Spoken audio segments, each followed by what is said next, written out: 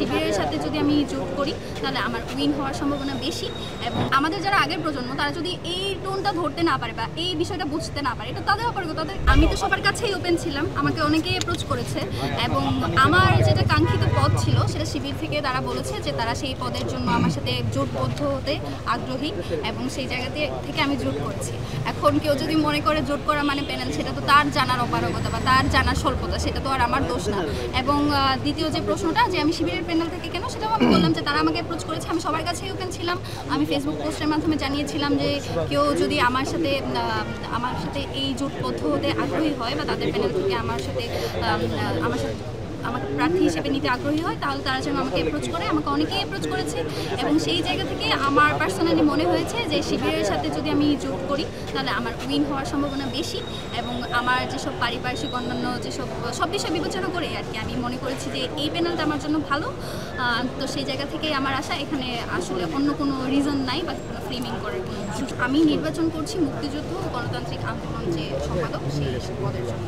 দেখুন, আপনারা খুব ভালো মতোই দেখেছেন যে এইসব যারা করছে তারা কোনো একটা নির্দিষ্ট দলেরই অংশ এবং আমাকে তারা ছাত্রলীগও ফ্রেম করার চেষ্টা করেছে। এখন যদি কেউ সত্যি বলতে, যেটা আমি বললে তো অনেক খারাপ শোনাবে, সত্যি বলতে বাংলাদেশের রাজনীতি যে তরুণদের যে রাজনীতি বা নতুন বন্ধুহস্ত, আমাদের আসলে রাজনীতির ভাষাটাই এরকম। আমরা জুলাইতে যখন আন্দোলন করেছি আমরা কিন্তু অনেক স্ল্যাংস ইউজ করেছি, তারপরে স্যাটায়ার করেছি, সার্কাজম করেছি।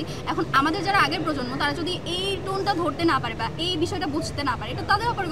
তাদেরকে যদি নতুন রাজনৈতিক বন্দোবস্তের সাথে আসতে হয় তাদেরকে এই বিষয়গুলো বুঝতে হবে। এখন যদি কেউ আমাকে মনে করে যে, দেখুন আমি কিন্তু ছাত্র শিবির বা ছাত্রী সংস্থার কেউ নই, আমি একজন কমপ্লিটলি একজন লিবারেল একজন মানুষ যে হচ্ছে ঢাকা বিশ্ববিদ্যালয়ে পড়াশোনা করি, এবং এটা তো খুবই স্বাভাবিক যে। আর ছাত্র শিবির তো শুধুমাত্র হচ্ছে যারা বোরকা পরে বা পর্দা করে তাদের জন্য প্যানেল দেয় নাই। ঢাকা বিশ্ববিদ্যালয়ে বেশিরভাগ শিক্ষার্থী যারা বোরকা পরে না, যারা লিবারেল, তাদের জন্য তো একটা সেফ স্পেস তো তৈরি করতে হবে, তাই না? আমি তাদের প্রতিনিধি, আমি ছাত্র শিবিরের প্যানেলে তাদের প্রতিনিধি।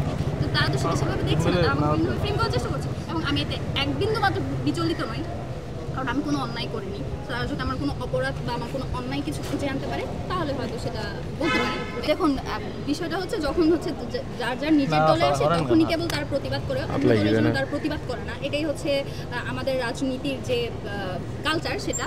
এবং গতকাল থেকে আপনারা দেখেছেন কোন দল বা কারা এটা ফ্রেমিং করার চেষ্টা করছে বা বুলি করছে।